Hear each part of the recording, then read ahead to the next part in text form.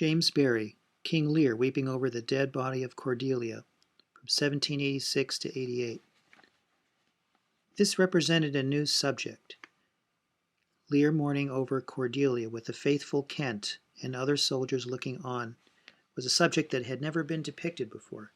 William Presley, the author, feels that the artist's interest may have been aroused by John Runciman's King Lear in the Storm, which was painted in Rome in 1767.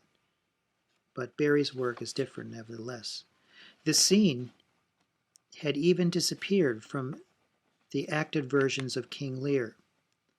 Nahum Tate, T-A-T-E, altered the traditional text from Shakespeare's King Lear in 1681. He provided for a happy ending, with Cordelia and Lear surviving their afflictions, and later adaptations continued this version. Even Samuel Johnson disliked Cordelia's death and saw it as an inappropriate thing, since it expressed a too painful miscarriage of justice.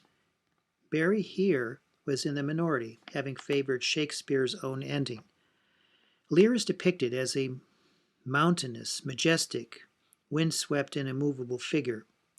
His furrowed features, streamlined hair, capture well his private anguish, his wild despair. Cordelia's head is thrown back in rapturous abandonment. Her limbs are flexible, with undulating hair and drapery, with slow, fluid movement. Cordelia is a combination of Christ and the Virgin Mary, from Annibale Carracci's The Dead Christ Mourn. A hint of Mary Magdalene in the figure of Lear can be seen. On the other hand, Barrie has Cordelia and Lear take up much of the narrow picture space in Barrie's composition. This pushes our sense of empathy or anguish. One critic even chided the artist for his extravagant poses.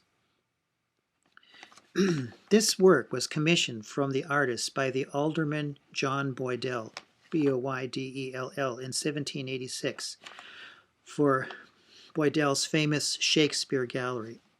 This painting is an expanded version of an earlier work, King Lear weeping over the body of Cordelia, that was exhibited at the Royal Academy in 1774.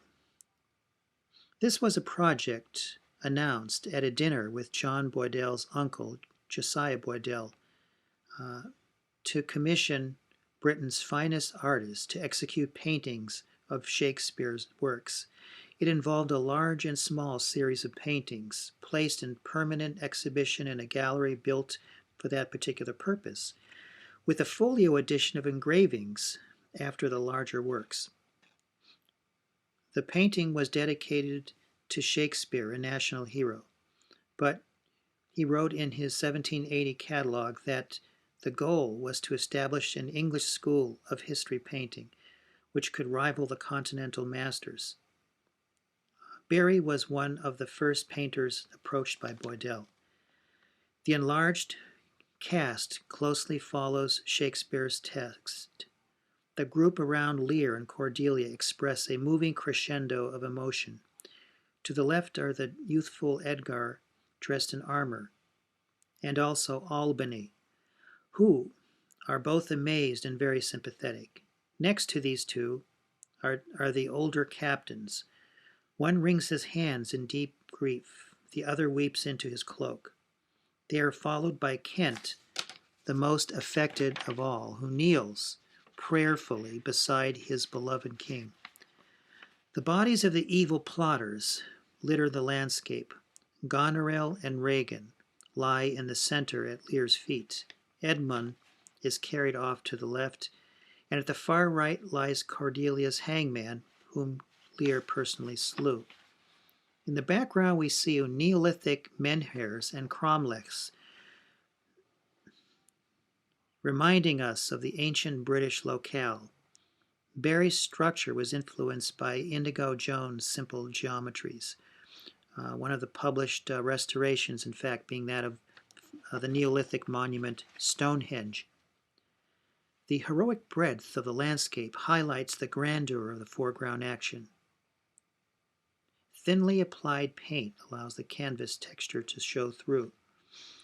Warm pinks juxtaposed with bright oranges and reddish browns adds a discordant feeling which is appropriate to a tragedy.